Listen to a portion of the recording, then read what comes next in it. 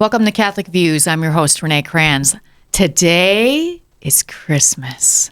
Merry Christmas. Welcome to the show. Today we have Dr. Chris Bergwald on for Biblical Bites with Dr. B.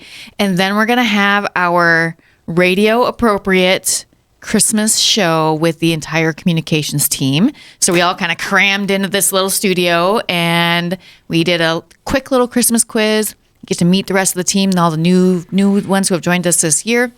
And here's some Christmas memories. Oh, and we get a little teaching from Dr. Bergwald about how to be a missionary disciple at Christmas. Yep.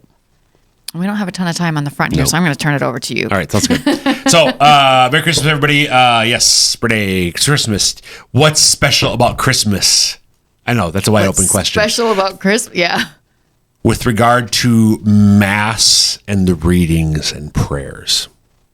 Well, there are many different masses and they can all have different readings. Yes. So they're actually, like the prayers that are proper to, the opening prayer, collect, and prayer over the gifts and the prayer after communion, that varies from every Sunday to Sunday. Mm-hmm. And then the readings, of course, also. Christmas, there are 4 different masses, right, if you will. There's Mass.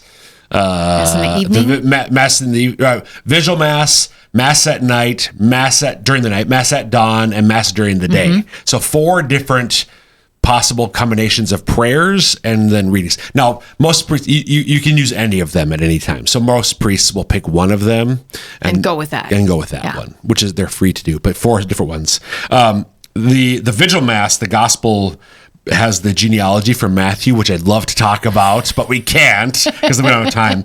So I want to focus on the gospel reading from Mass during the night, which is Luke's account of the Nativity, because it's got this well-known thing, and we talked about this on Ignition last year. Okay. Mary and Joseph, they come down to Bethlehem.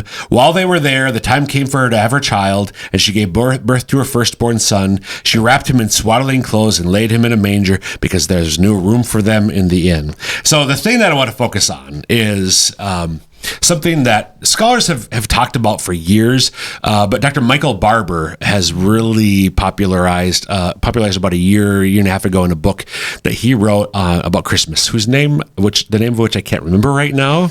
But we read, there was no room for them in the inn, to imply census, everybody's in town, the hotels are all booked up, Motel 6, Holiday Inn, whatever. The La Quinta. It's all the La Quinta. They're all. But in fact, it's this.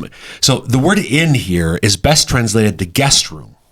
Okay. There's no room for them in the guest room. So the high likelihood is that Joseph and Mary went to some relatives of Joseph's in Bethlehem, and they were in the guest room in the back of the house. Okay. There was no room for everything that goes into having a baby, the delivery thing. So they were out in the main room, which is where everybody else was, and where the animals were brought in during the night. Mm-hmm. And that's why the manger or feeding trough was there.